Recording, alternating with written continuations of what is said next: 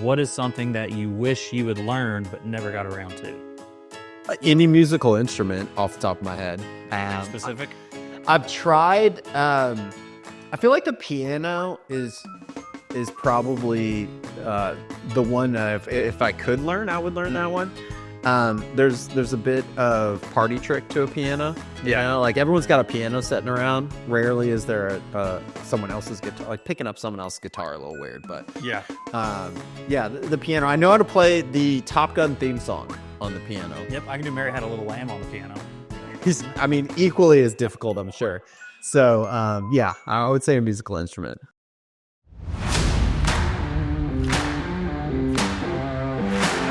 Welcome, everyone, to Real Talk with My Homies. I'm your host, Jake Wardrip, licensed real estate agent with Homepage Realty in Louisville, Kentucky. Today, I'm joined by Mr. Barrett, George Barrett, owner, broker of Homepage Realty. This is actually George's third time on the podcast, and hopefully not the last of 2025. This is actually the first officially recorded episode of 2025. And with that being said, we get to unveil a couple new things. We're getting a new studio. All right. If you're watching this, you've probably already seen the Facebook post because we do post them a little later. But we're getting a new studio. It's going to be outfitted, ready to go, hopefully in maybe 4 to 5 weeks. No official timeline is in place, but trust me, you'll know it when it happens. New equipment, new set, new format, given the setup. So with all that being said, we brought George in today to go over 2024 in review, talk about homepage stats, maybe mix in some GLAR stats, and then chat about a couple things that I picked about what happened in 2024. So with that being said, George, how are we today? Really good. Thanks for having me back. I love this hour. We get to hang out, force you to talk to me, and now I'm leading the clubhouse with the most shows. So That's true. does anyone have 2 shows? Ryan Cecil's got 2. You're gonna hit Cecil up again, though. Probably. You gotta hop on that social media follow around. I'll see why not. I don't think anyone else has 2. I think she's the only official recurring guest outside of yourself. Well, I'm honored, buddy. I really enjoyed this stuff. So Thank you. So, all right. Per podcast rules, we're supposed to start with a monologue. Your monologue? My monologue. Oh, okay, good. Yeah, I did prepare. Floor's yours. Fire from the hip. No, I went tubing yesterday for the first time ever. I've never been tubing before. Never been Man, you've been missing out. Never been sledding. My wife, my daughter, my sister-in-law, 3 nephews, 2 nieces. My sister-in-law brought one of her friends and her kids as well. It was an absolute blast. Where'd you guys go? Perfect North. Oh, okay. Just did the little tubing tracks down there. I didn't hurt myself. This was great. You didn't or did? Did not. Oh, okay. Given my track record, I tend to get hurt when I do stuff like that. I was an athlete at one point, I promise. But most pickoffs in Spalding history, as we learned on the first podcast. Yes. But somehow I find a way of getting myself hurt. Like ipso facto, I'm currently going through physical therapy right now for my Sky Zone incident. Sky Zone incident? Yes. Man, aren't you just floating in air at that place? Yeah, but it's a lot of hitting the air. You got trampoline. Oh, I was thinking of one of those like skydiving. No, Sky Zone, like trampoline. All right. I lost control. I remember landing on that flat surface and jarred my back, and it was bad. But it reminded me though that snowboarding is one thing that I always wished that I learned how to do. But I'm an old dog and I'm not learning any new tricks. So my question for you is, what is something that you wish you had learned but never got around to? Any musical instrument off the top of my head. Specific?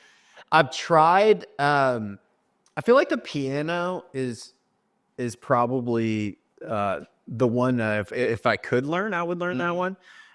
There's a bit of party trick to a piano. You know, like everyone's got a piano sitting around. Rarely is there someone else's guitar. Like picking up someone else's guitar, a little weird, but the piano. I know how to play the Top Gun theme song on the piano. Yep, I can do Mary Had a Little Lamb on the piano. Equally as difficult, I'm sure. So, I would say a musical instrument. Funny story about the piano. So, me and my wife had our 10-year wedding anniversary this past October. Mm-hmm. A year before that, I was trying to, and ultimately it didn't happen, spoiler alert, I was trying to find someone to give me private piano lessons. And I was going to surprise her on a cruise ship. See if I can figure out how to do those and play something. And then I was like, that's way too complex. Yeah. That's way too, like, I got to go to lessons. At some point, I'm going to have to start lying to her about where I'm going. So you didn't even get to the Google search, okay? I did a Google search. I was trying to find somebody, was trying to find like a price that was economical, that wasn't going to be like red flags on the bank account. Yeah. But then I was like, just all the hoops. And then I started getting really busy with real estate. And I was like, I don't want to have to cancel. And long story short, it never happened. Yeah. But yes, piano was something I did attempt for like maybe 3 days to try and figure out how to do. All right, Cardinal Moving, a local moving company since 2014 with over 3,000 Google reviews. They specialize in making your move as smooth and stress-free as possible. Their team of clean-cut professionals movers is dedicated to handling your belongings with the utmost care and efficiency. Visit their website at cardinalmoving.com or give them a call at 502-599-2661 to get a free quote. Homepage stats. All right. What you got for me? Anything? Yeah, I mean, I got plenty. What are the highlights? What's some stuff worth getting excited about? Okay. Well, I mean, we've been in the business for 10 years. Mm-hmm. I might actually send the media team a screenshot. That would be cool. This like bar graph of our sales throughout the 10 years. It tells a great story of like takes a while before it happens. Yeah. But so the last 3 years have been really interesting. 2022 was probably the best year in real estate history. Mm-hmm. 2023 in general was a disastrous year for the market, but we were able to hold dead even, 0% growth, which is the first time we experienced no growth in our, at that point, 9-year history. This year, though, we made a pretty big recovery from. So our total sales, according in GLAR, was up by just about 20%, 18.4%. We sold $421 million in Louisville real estate and another 20 or so in Indiana, plus the commercial volume. Almost got to 500 total. And to say that, 10 years ago, to tell the much younger version of me, I wouldn't have believed it. Just for perspective, what do you have? What was it 10 years ago? It was years 1, 2, or 3. Yeah, it was probably like 5 million. Yeah, for the total year. I mean, Carrie, didn't even join us until 6 months or so to a year in. So we were. It was a long struggle. I mean, if you look at our graph, it's very small, gets a little bump, and then stays, until about October of 2018, we started picking up a little momentum. So that was 3.5 years of trying to get there. But some other statistics, our average price went up significantly, almost 7%. Our days on market actually went down from last year, which is great. It's always a good thing. Yeah, because the GLAR average was 15 days higher than us. What is the GLAR average? We were 27 days. So the GLAR average was 15 days past that, so 42 days. Okay. So half a month, which is awesome. 15 days of your life to save is pretty cool. Half your mortgage payment is depending on how that falls, it may be a full mortgage payment. Yeah, when that date hits. Yeah. So, I would say overall, the market itself recovered, but we outpaced that. And we set a goal in Louisville of 400 million. And then Carrie was like, I see that 400 million, we'll raise you 30. So our company goal ended up being 430 million in Louisville. We fell just short of that at 421. But something to be really proud of. Yeah, absolutely. And did you get any, I don't know what you brought, so any like individual stats that you have that were worth mentioning, any, comparisons versus, rankings where we are? Yeah, I mean, we've been a top 10 brokerage in Louisville for the past 4 or 5 years. We cracked the top 5 this year, which was awesome. And actually in March, we led the market. We were number 1 in home sales in Louisville in March. Really? Which is incredible. I don't think it was anything special in March. I think just a couple of large closings lined up perfectly. And, maybe we caught a couple of other brokerages that have closed on the 31st and it closed on the 1st of the next month or something like that. So no, nothing special, but it was a really cool accomplishment to see that number one out there. So it was a very fun year. What was the average list price? Do you have that? Yeah, our average price in I got like 3 or 4 windows up, so give me a second. You're good.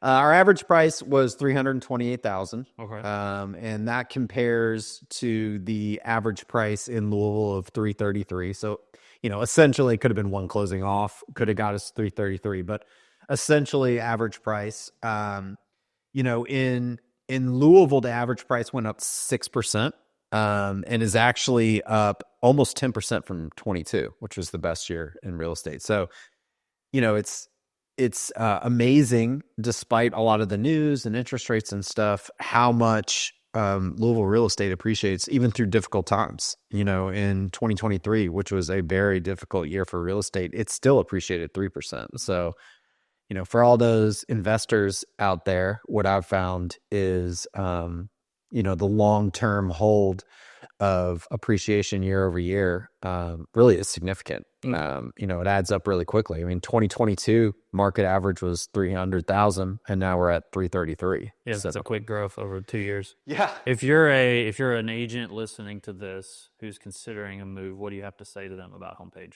Oh, is this my plug? Yeah, here's my camera. Let me open the camera. Soapbox. Well, I think the most important thing about where you work every day is the culture and the friends that you have there. So, no matter what business services we provide an agent, the one thing that we are most cognizant of, and the thing that we promote the most is kindness. As lead with kindness. To foster a collaborative culture and to kind of stay on the edge of technology is what we strive for every day. I think a lot of agents at Homepage have really utilized the advantages of having a media department. Obviously, you being one of them. This 3-camera podcast is all provided for you without having to pay $1 for it. Mm-hmm. Obviously, you do have a split with the company, so it's all baked in. But I think the agents that utilize our services the most are a lot of the very productive agents successfully, and I think that's what we're known for in the marketplace is our media department and technology. However, I also want to stay focused to our staff outside of just the media room. We really try to allow you guys to specialize as real estate experts, and that's knowing the market, knowing your contracts, knowing people, and treating them with kindness and professionalism. Allow us not only to do the marketing aspect of things, but also to give you support, whether it's inputting your listings for you, setting up your showing time. We order appraisal for all of your listings. You get all that photo package, media package included. It allows you to know that the staff is supporting you while you can do things like this to market yourself and to educate yourself in the market. So I would say if you're wanting to build a referral repeat business, we have steps along the way to keep that going for you without you having to worry about it. And if you want to grow your business in a sustainable way, referrals give you that sustainable longevity while working with people that you can trust and other agents that are not only successful, but I believe very supportive. You go to sales meeting almost every Wednesday, and I try. It's a positive vibe, possible, absolutely in the room, and I can tell that you guys really help each other out because, at the end of the day, you guys are leading that culture. Along with I think staff. too. You notice when you go to sales meetings, same people are sitting in the same groups. You've kind of your group of people that you sit with and collaborate with, and I like to get there as early as possible because you never know who's going to be there early, and you can kind of just hear things through osmosis or chat to so-and-so about something, or you hear them talk and you're like, oh, I like how they approach that method. And it's, that second floor is really awesome to kind of have that open, I don't know, not to use a home phrase, but like open floor concept where it's, communal workspace where there's no little cubbyhole offices everywhere. you can see people kind of in the thick of it. Yeah, that was very intentional. I truly believe the industry needs a bit of collaboration as an agent. You're driving alone to addresses you don't know, and sometimes meeting people you haven't met before. So to once a week come in and kind of see the team in general, I think is really positive. And our agents have done such a good job of accepting it. And it's never a bad day when you get Chick-fil-A or Cracker Barrel breakfast or Big Bad breakfast or... We got, the hot breakfast brings them out. So yeah, never a bad day. All right, before we get into 2024 stuff that happened in the news, you got any stats that you want to spit out before, or did you get them all out? No, I did not get them all out. We talked about Homepage. Which if I want to do Glar stats, we're good with Glar stats too. Whatever you... I would love to, because I think, a lot of people are watching. We all know thousands of people, hundreds of thousands of people potentially are watching your podcast, your ever-growing podcast. But like and subscribe. Yeah.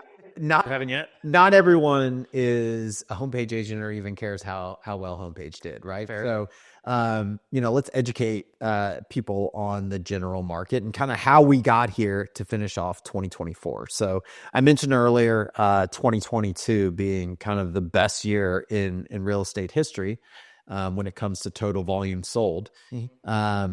Then in 2023, we experienced an overall market down about 15%. There were some months in there that our market was down almost 40%. So that was almost purely related to interest rates. That's when we first in late Q4 of 2022 started to see those interest rates and carried that over. So January through March of 23 was very difficult.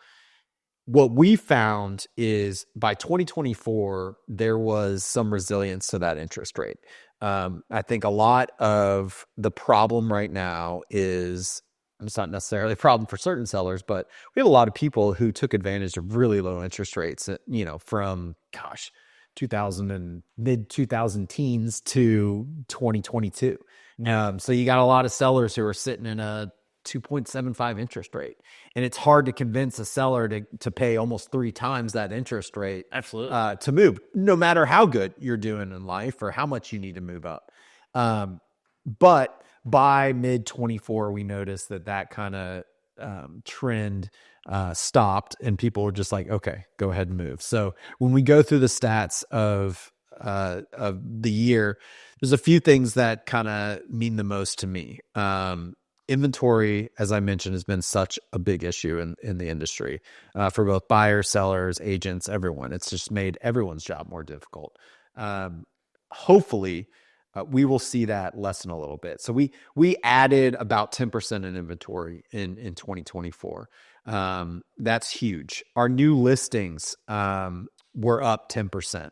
In 2024. So it wasn't that, and that difference, it was 9% total active, 10% new listings. So that means we were selling houses faster than we were putting them on the market, but we were putting them on the market 10% higher. We keep doing that, and we can get this inventory up to a time that buyers, might be able to see multiple houses before writing offers against multiple people. You mean we get to sleep on it before we make a decision? Imagine that. So in general, the entire market raised 10%. You have inventory went up 10%, sold volume went up 10%, our average price up 6%.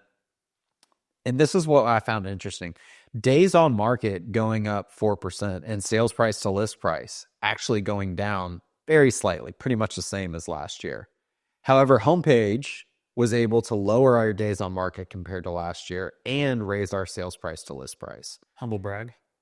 Yeah, and we're sitting here with a media member in the room who does our drone videography, and that's kind of one of the things that we added to all of our listings is more drone videos. He just did one for me yesterday or the day before, I can't remember. And that means you'll sell it 14 days faster than everyone else, right? That's the plan. That's the goal. But in general, 24 was a big recovery year. And if I'm going to make a prediction for 25 and 26, I would say 26, the market goes absolutely crazy. Really? This year, you'll probably see interest rates drop 0.5 point, maybe a point, 1.5 points would make this thing go nuts. I think in 26, you might see a 4.9. If we see a 4.9 or lower, it's going to go wild because of all those people waiting on the sidelines, waiting to be able to move for it to make sense. I think this year you're going to see the market have people that have now been watching this for 2 years say it's time to move. My family's grown, maybe my income's grown, or reverse. Maybe I'm sending kids to college and I need to downsize. I think you're going to see people actually making that call.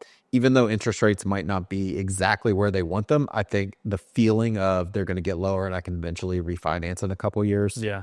I think some of it too is you finally get to a point where people are like, I have so much equity in this house right now that I don't even care what the rates are anymore. I've been sitting on this gold mine for 3 years with this crazy appreciation I've got, as you alluded to earlier.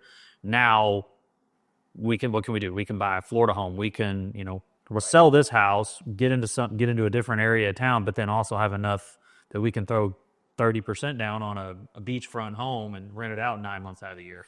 Yeah, and before moving on, I will point out another part of that conversation that you mentioned about the appreciation is, and you've heard this mentioned in sales meetings, is that cost of waiting.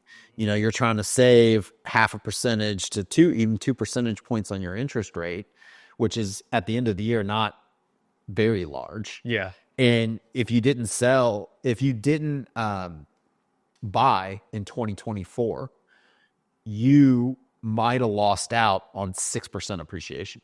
Yeah. That new house that you could have bought could have gained 6%. And if you're moving up, that house that, say you sold a $200,000 house and you bought a $500,000 house, a 6% appreciation on that $500,000 house is significantly more than a 6% appreciation on your smaller house at $200,000. So even though the interest rate is higher, you could actually significantly cost yourself in the end by missing out on that appreciation. And I don't see that appreciation slowing down much at all. No, I'd like to see a world that it can.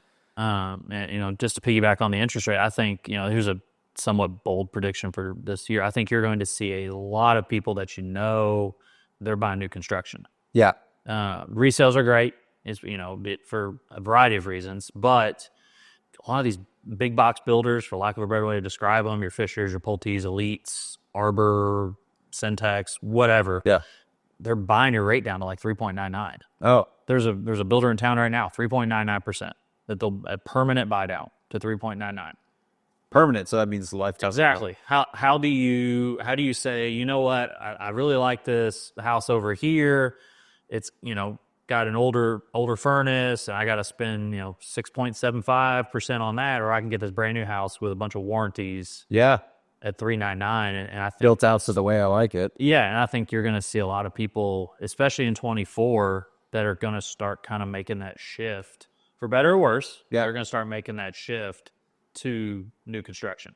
Well, I don't know how bold that is, considering I feel like you have one of the better insights to new construction with your client base and how you've been working. I feel like in new construction your whole career. So. Well, and I have. I've been a lot of new construction, but I think it's a polarizing topic. Is the old adage, they don't build it like they used to, and a lot of people kind of get on builders for that. And I think there's kind of a double-edged sword to that, where you take one specific builder versus a custom home builder. Well, a custom builder's got how many electricians that work for them? Right. One. Right. What happens if the electrician's doing a job over in this neighborhood for 2 weeks? He can't get to this one until next month. Yeah, you just got to wait. Oh. Well, a big box builder has 23 electricians in the neighborhood that they've just streamlined it a lot more.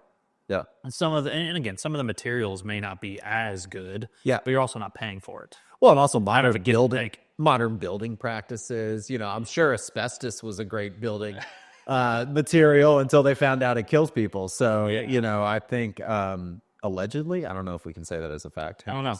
But yeah. Big Asbestos is listening. Yeah. Watch out. But yeah, no, I think it is. I say bold because it's a hot take to some people. Like, new construction sucks. So I'll go new construction. Get something that was built before 2010, or get something that was built in the 1900s. Right. It's like, which that feels old, by the way, to say built in the 1900s, even though it was technically only like 25 years ago. Yeah, and we were in high school. Yeah. All right, what else you got? Anything? I got a lot, but no, we don't have to touch on much more than that. Just, I want the people to realize where we're headed. We're headed to a lot of activity, and we're headed towards a market in brokerage that has dealt with 2 years of new struggle that we weren't used to. Interest rates hadn't been like this for 10 plus years. And we all have talked about it. You look at the podcast that Andrew and I did on, all the commission drama. It was a whole new landscape for us to blaze a trail in for the past 2 years. And I think those practices and the public in general have now settled into familiarity of this new market. And I think that provides confidence from buyers and sellers and brokerages who now know the game a little bit. I think for you, obviously, you still have to be very cognizant of the NAR stuff, very cognizant of the operations. Is it what else could change? What else could happen? What new things are happening? But for me, as just a realtor on the front lines, I'm done talking about NAR. I just gotta go out and sell some houses. Yeah. Like the rules are there. I'll figure it out. Well, I mean, how many questions have you got in the past 2 months compared to, back in August when it all changed? None. I think that means a lot. People are realizing that it didn't completely change the market, and buyers and sellers still have great representation, and that makes them feel confident to go out and move finally. I never really had any, for me personally, I didn't have a ton of awkward conversations even when it was fresh because I don't buy leads. So most of the conversations I'm having are with friends, family, or referrals. And which is great. It's the way I want my business to be. Yeah. But I'm also not afraid to talk to a stranger. Yeah. But it's a lot easier to have those conversations when I just be upfront with them, like, hey, this is the way it works. If you don't want to do that, the next person's just going to tell you the same thing. You can kind of be just a lot more. There's more trust and understanding. Exactly. Yes. Yeah. I promise. Like you can look it up. Just start typing in NAR in Google search, and you're going to get 45 different pre-asked questions about what to do. Like it is a massive subject in our field. Yes. So, all right, 2024 year in review for you. Best movie you saw. Yeah, so this was a difficult one for me, the movie parts, because I feel like I don't watch movies anymore. It's all like TV shows and everything. So we'll get to that. Okay, we'll get to TV shows. Now, is this something that I need to identify a movie that came out last year? Or ideally, but if that doesn't apply, I mean, we're not going to hold up the podcast because you got to think for 10 minutes about what your movie is. Okay. If you just saw something like, I saw this for the first time in 2024 and it was great. Yeah. Schindler's List. Yeah. Really uplifting. Let's see. I don't know. Come back to me on. All right. On TV show. All right. So I thought a lot about TV show. Now, I think the new TV show for me in 2024, in general, like YouTube, would best describe my 2024. I've slowly switched over from, waking up, watching SportsCenter and news channels to pulling up YouTube. Mm-hmm. So my favorite TV show was more of a YouTube channel. Okay, what was that? I mean, we're sitting here, right? No, I have seen every episode, but no, I'm gonna watch them on repeat. We only release them every 2 weeks. I'll move you to second. I'm into triathlon, and the triathlon landscape has been pretty much dominated in YouTube now as far as their income goes. And there's a triathlete out there called Lionel Sanders, and he's got an amazing, inspiring YouTube channel and funny as well. So that was my favorite. Weekly to daily watch was his. Speaking of triathletes, you went to Australia. No, New Zealand. New Zealand is the same. Yeah. That's like them saying you went to Canada, America. It's the same. I know. I think I actually said that to you in the meeting, or when I popped into your office. I did. I think I said the same thing. Australia. It's all right. It's all right. Just don't put that down there. Yeah. If the one person in Australia is watching this, my bad. He was in New Zealand. It's a different country. Way better. New Zealand's way better. Yeah. But you went. How was that? So I went for the Ironman 70.3 World Championships. It was a lifetime goal of mine. In order to qualify, you have to finish in the top 2%.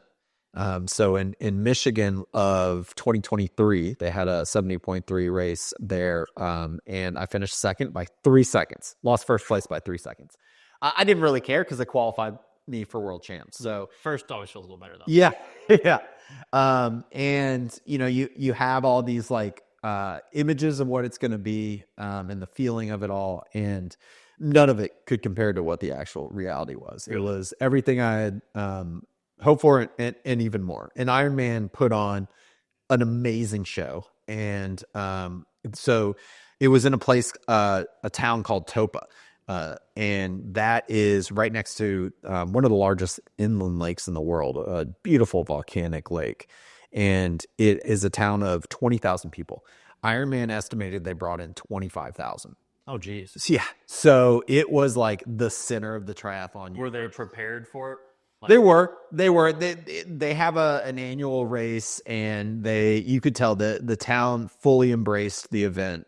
And it was amazing. At the swim start, I was the first age group to go. So there was the pros, then the challenge athlete, and then us. And at the national anthem, there was at least 10,000, maybe closer to 20,000 people. They had built up a stadium around it, all singing the national anthem and cheering us on. So it was unreal. If you could qualify for Ironman World Championships, I highly recommend it. No, sorry. It'll take you about 4 or 5 years, but yeah, I think I'm gonna be sick. I'm not gonna be able to make it. All right. So your favorite show was a YouTube guy. One more time, his name? Lionel Sanders. Is he your GOAT? No, not at all. Who's the Iron Man GOAT? The Iron Man GOAT is a guy named Jan Frodeno. Okay. He's from Germany. It's much more popular in Europe, the sport of triathlon in general. But yeah, he's the GOAT. He just retired this year. So this was his first full year of retirement. Last year in Kona was his last race. Swan song? Is he coming back out? No. He's now a commentator. So Brett Favre is not coming back. It's one of those sports, like once you retire and you don't have to train every day, you're probably pretty happy, especially when you have like 4 world championships, an Olympic championship, and a bunch of other medals on his wall. No. All right. I'll give you mine real quick. TV shows that actually were on TV. They were. I'm sure your YouTube was on your TV, but mine were Fallout. Is it based on like a video game or something? Yeah. I never played the video game, but the show was great. Yeah. Landman, which I'm still watching right now, which was awesome because it kind of deals with, like I do a lot with real estate and been dabbling in land myself. So, this obviously has to do with more like oil rights, things like that. So it's not the same. Yeah. And then the Penguin on HBO was fantastic. I just finished that. It was on a little spinoff of the Batman stuff. I used to be like a superhero nerd. Now I'm not because I don't have any time to be anymore. But the Penguin was phenomenal. If I were to give it like an actual TV show, it'd be Shrinking. And it's hard because it's like always... I've seen that, but I see that every single time I turn on my Apple TV. It's just right there staring me. It identifies me as a complete softie. It's just about therapy. And you work through some emotional issues on the show. But it's been the most recent show that I've liked. So it's Star Wars 24. Definitely a recency bias. But it's fine. Song of 2024. I'm sure you listen to a lot of music with all of your outdoor activities. Yes, very much so. So you sent me your list of songs, and I hate to take one of them, but Shabu, a bar song by Shabuzi is awesome. And he's from Detroit. As a Lions fan, I kind of like that. And there's a song, and I feel bad. It's called Season of the Sticks.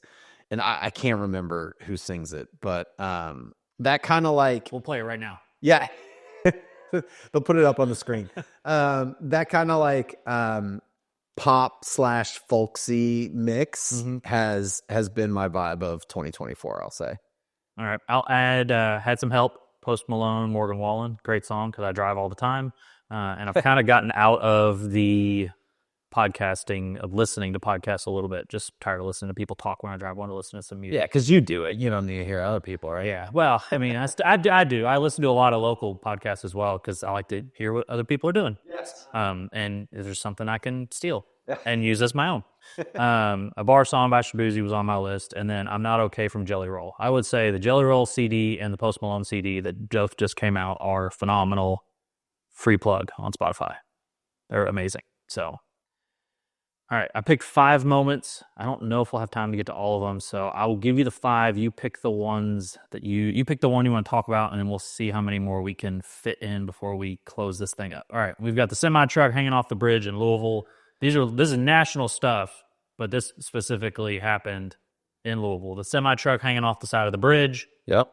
Taylor Swift tour just came to an end. The drones in New Jersey. Jake Paul, Mike Tyson, and the 2024 Olympics. I feel like there's one of these things that I think could actually qualify 2024 Olympics. I mean, we did try to talk about stuff that maybe not everyone is going to talk about. Okay, I was gonna say we did have like a presidential election. There was a lot of I'm going to do politics. okay. There's a lot of big deals that happened. Politics was completely off the table. Yeah, I mean, if I were to make my top 5, I think the Olympics would qualify. So that's good.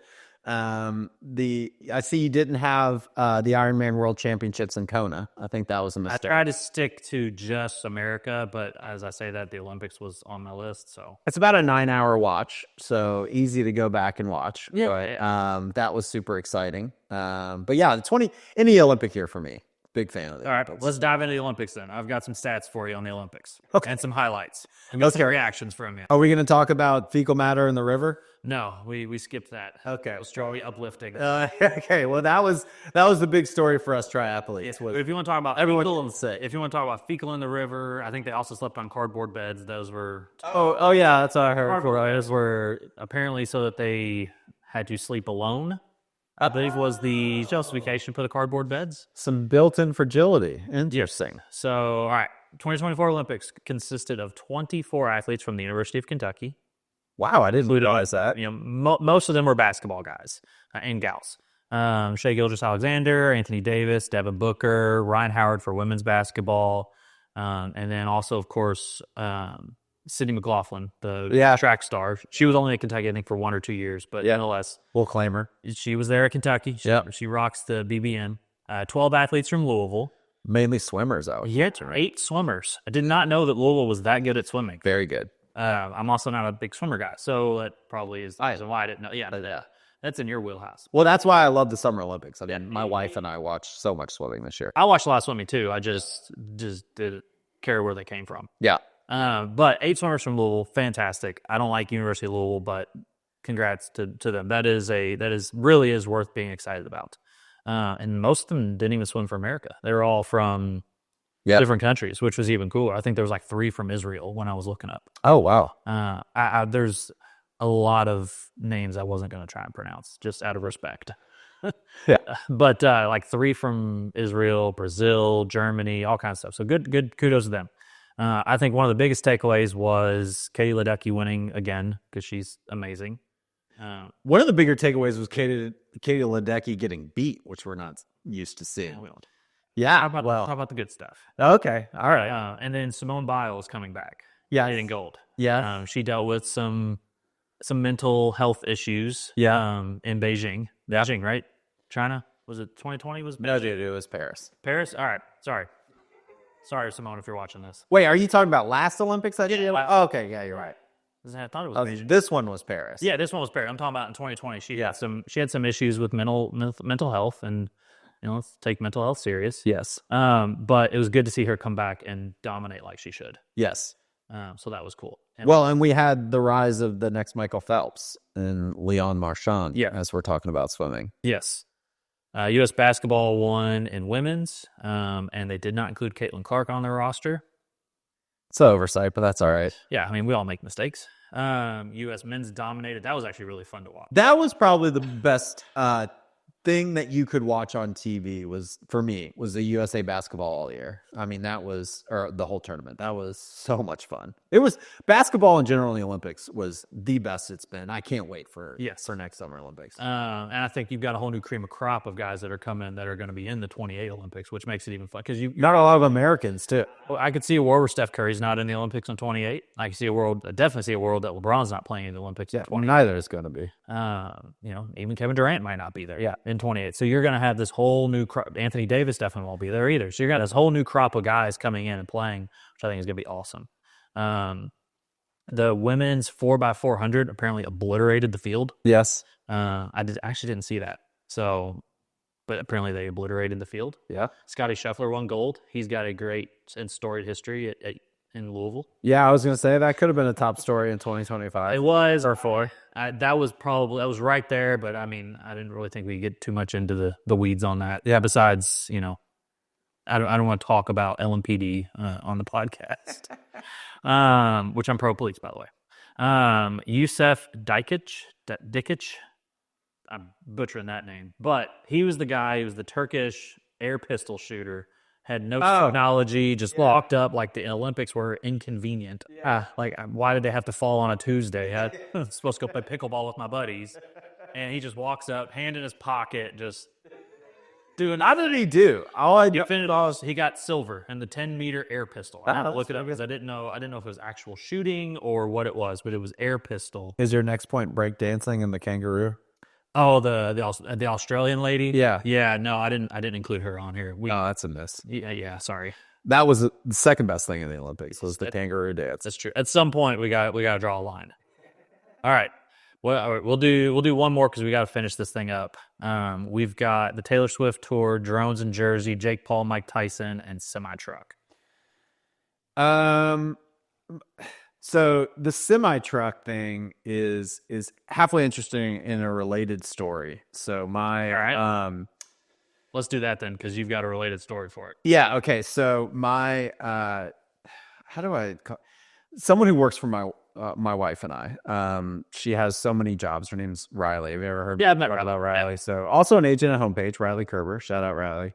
She is a rowing coach, and one day she was on the river teaching rowing, coaching. Coaching is probably a better term. Coaching rowing.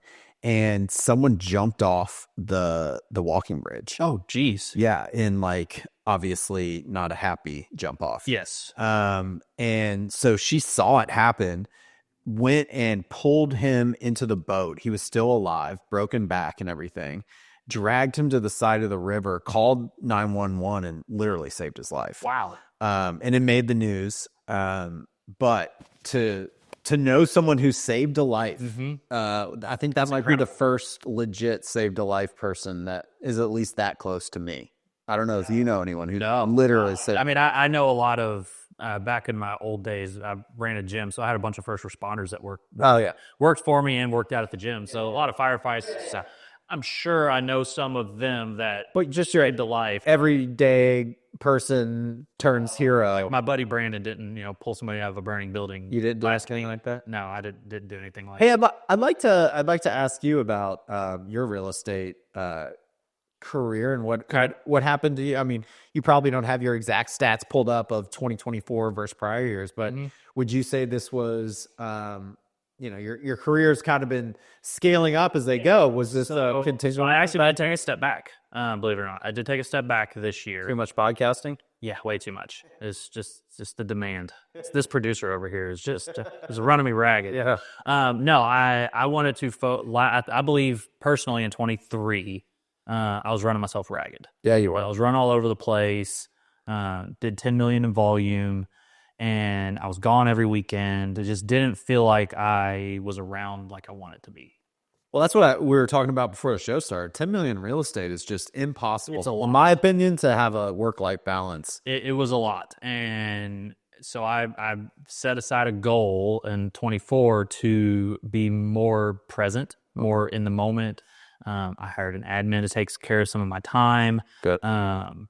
Tried to get a little higher price point so that the a little more meat on the bone every deal. Did you do that, you think? Yes, I definitely did that. I'll finish just a tick under 8 million, like 7.949 or whatever. What was the key to raising your price point? You think it's just natural progression of it? Natural progression a little bit, and trying to put myself in better situations. Yeah. Tried to put myself in a position to get in front of people that had higher price point homes that needed to be sold. Yeah. And I believe I did that. Yeah. The podcast, I believe, has helped some. Yeah. It's gotten me in front of a lot of different people, got me in front of a lot of different people. So, yeah, no, I'm very excited. I think I finished with like 30 transactions and 8 million. Well, and you've been sitting here talking to our agents and even people outside of Homepage. Do you think you've learned anything? Absolutely. Talking? That was some of the selfish, put me on the spot. That was some of the selfish stuff on the podcast, was to get a bunch of agents in here and kind of pick their brain on some stuff. You talked a lot about social media, I noticed. Social media was big because I do believe that if you are an agent and you're not using social media, you're going to fizzle off in the next few years. There's a couple that are going to withstand the test of time. Yeah. Like first one possible, John Mand over at Lenahan Sotheby's. Right. I've never seen a single post from him on Facebook. Right. I think he'll be just fine. Yeah. But I don't think he needs a Facebook ad to sell a house. But I think a lot of people, especially my generation, at some point, you got to adapt or die. Social media, I wanted to make sure that was a huge part. It is a huge part of my marketing, but also kind of pick the brains of people on social media. What do they do that works? I think it's really just being not only consistent on social media, but deliberate. Yeah. Don't just post something to post it. Yeah. I was in a really bad habit of doing the just listed, under contract, just sold. Yeah. Which are all good. Exactly. But yes. repeat. Yeah. So trying to and again, podcast is well, I think this is the key. Yeah, it's a creative outlet to break it up and learn. I noticed a theme this year, and I'm sorry if we're going. No, you're good. To wrap it up, but I noticed a theme this year in your podcast and kind of your journey on your next phase of your career is you've been. I hesitate to use the word struggling, but we'll use it. Mm-hmm. I feel like you've been struggling with the concept of paid leads versus referral leads versus. I don't think I'm struggling. I don't want to pay for leads. But I've noticed you talked about it a lot. I talk about it a lot because I think that it is an area where you can make a lot of money. Like, do you feel like you're lacking that or? No, I don't. I think again, to kind of piggyback on where I came from in real estate, before that was sales, gym sales. I was calling 50 to 100 people a day. Yeah. I just got burnt out on talking to strangers. So I think some of that I am soured on buying leads and things like that. And when it's, when the company was buying leads, it's not my money. So it's okay if I buy you leads. Yeah, if you buy leads, I'll work them. I'll give them 110% effort. But if I got to go out and buy the leads, then I think I could use that money. And I think Carrie mentioned it. I could use that money on my sphere and be a hell of a lot more successful. Yep. And 100%. That's my personal opinion. I don't care. Carrie was dead on that. I tell agents that exact same thing too. Yeah. Ryan Cecil has crushed it this year, and she bought a significant amount of leads on Zillow. Yeah, but I think if you talk to her, her business is starting to change from just online Zillow leads to all those people that she sold houses to 2-3 years ago. Not only are they using her again, but they're talking about her. She's a great agent. You start getting repeat customers, and I would be interested to see where her career is in 5 years and how many internet leads she's using compared to, I think that naturally is. Yeah, I mean, the internet leads is definitely a way to propel your business very quickly. Yes. In a very short period of time. Yeah. And she has, whatever her system is on working those leads, has worked like a charm. Of course. And I did the leads and I got soured on it too, because I did buy the leads when I first got started, and they're all garbage. Yeah. You get, would just say you get 10 leads, you can maybe get 2 of them even on the phone. This is what I mean. And out of that, you may be able even to get one person to show up to a house. You've got complicated emotions with this topic. I do. I don't like it. I don't like buying leads. Extreme. I don't like working with strangers. You already brought I like strangers here too in the podcast, but no, I think that's just, it's something I'm always interested in, because I would love to do that, but I was soured when I first did it, and I lost significant amount of money with a 0% ROI. And it's like, well, I want to do it again, and I'd rather just do other stuff and things that we've talked about that by now will probably be public news. But the collective, it's bulk. That is a big shift that I'm making, and I think that could be exponential for growth. You got a goal for next year as far as total volume goes? Or is it more a feeling? I'd like to stay where I'm kind of at, 8 to 10. Yeah. I don't like to put goals on paper. Yep. Because I've got a potential listing lying in the weeds that could be a third of that. Yeah. So, that's kind of skewed when you get one, a third of your goal is from one transaction. So no, I think it is, again, it's time and making sure that I'm using my time most valuable. Am I spending more time with my family? Am I at home on the weekends when I can be? Obviously, we work in an industry where most of our clients work 9 to 5s. Right. And you got to show houses in the evenings. You got to show houses on the weekend, or else you just can't be successful. But am I showing houses every single Saturday? Well, then maybe I have too many clients. I have a 2-year-old. Yeah. I'd like to see him. I have an 8-year-old. I'd like to see her. I have a wife who gets home at 6:30 every day. I'd like to spend time with them as well. So I think you hit the nail on the head, is finding that work-life balance. If I'm making more than 10 million volume in a year, it better be because I've had some huge, very large transactions fall in my lap. Now, you're in your 5th year of real estate, 6th year? 4th year. I just finished my 4th year. You're speaking like a 5-year vet. That's well, good. I'm only a year off. Yeah. It's really ahead of the curve. It's good. Yeah. I would say your 3rd and 4th year are your big years. Mm-hmm. And then you have to take that second and be like, do I want to do that again? And some agents say yes, and I didn't. I totally backed out of sales. So yeah, don't get me wrong. I would love anyone and everyone that's listening to this to work with me. Yeah. This is not I don't want to call Jake because he doesn't want to work. This is not like that. No, it's the quality of client. I mean, someone who's watching this obviously trusts you. Especially if they've gotten to this point. Like, exactly. We're going on 20-something episodes. But yeah, like hopefully there's some trust there. Yes. And I think that's what a lot of 5th-year agents say is you have enough knowledge that your time and knowledge is valuable, and you want to work with people who respect that. No, I agree completely. All right, we got to wrap this thing up. Okay. We're well beyond the bell. I always go beyond the bell. I enjoy talking to you, man. And you're getting a lot better at this, I will say. Thank you. You were terrible when I first came. Yeah, but horrible. Just a lot better now. It's been a work in progress. All right. So I'm bringing this back out of retirement. All right. Gift time. We've been doing closing gifts for a little while. Today I want to give a special shout out to Jeff Ivory, our producer. He's been here since day one, and honestly is far more important to the podcast than I think anyone watching this probably realizes. True. Behind the scenes stuff. He gets here before me, sets up the cameras. Most of the time I'm talking with the guest after the show, and he's taking down the cameras. So as a token of my appreciation, we've got something for Jeff. Jeff, I just want to say thank you for a great year, and look forward to year 2 in the new studio and how we're going to do some more fun stuff. So just trying to figure out what to get you. I came up with a great idea. All right. So thanks to Randy, and actually your better half, we found out your shoe size. Oh. So I contacted a guy named De Niro Andretti. He's a local artist and designer. He's been designing shoes and posting on social media since 2010. So his Facebook alone has over 15,000 followers. He's made shoes for Derek Anderson, various celebrities, partnered with the Kentucky Derby Museum for Triple Crown winners, American Pharoah and Justified. And he's also completed a one-of-a-kind shoe for NBA and Louisville basketball player Montrezl Harrell. So for you, we have a special one-of-one shoe that has been designed. Oh, wow. It's in the Christmas box. Is it? Yeah, come on in.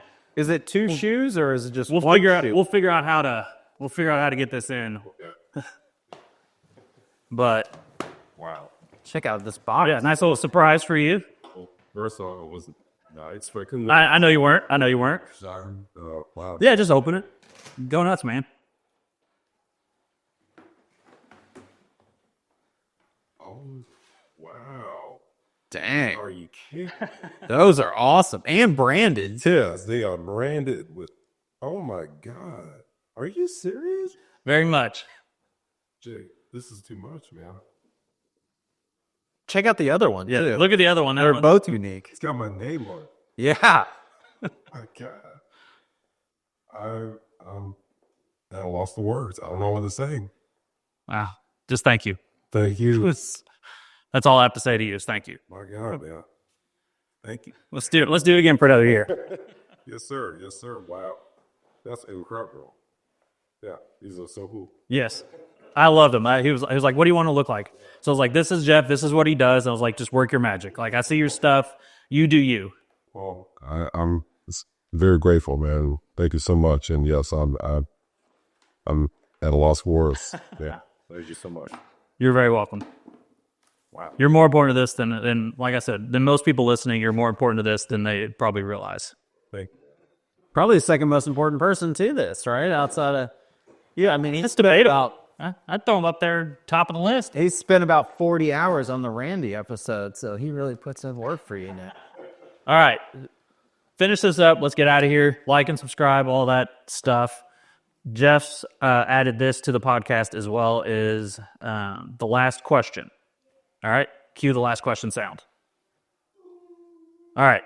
What would you change? This was asked by the last guest who has no idea who the next guest is. Okay.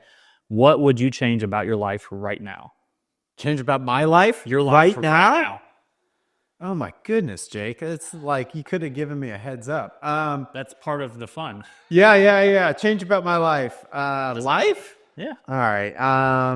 I would love to spend more time with my family, kind of like what you said. Okay. My wife is an amazing mother, and my daughter is now 13 months old, and just really cool to hang out with. So yeah, spending more time. And I'd also like to do something new in 2025. Okay. I don't know if you still have a sponsor, but I would like to be one of your sponsors.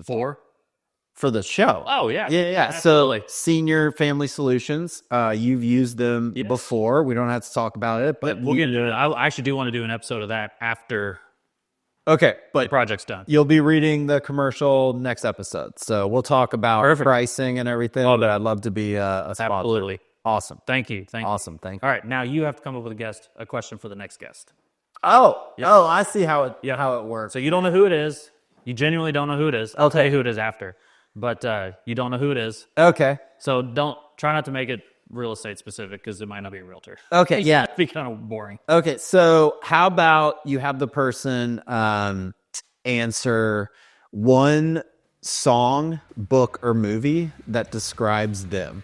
Not what your favorite one is, but like if I were to go to listen to this song, read this book, or watch this movie, I would learn something about you. Perfect. That works. That's in there. Other than that, thank you very much. Thank you. It's been a pleasure. Thank you to Jeff. Yes, definitely thank you to Jeff. This has been a long one. Maybe we can cut some fat in the middle. I don't know. But nonetheless, hopefully you're still here. If not, we'll see you next time. All right.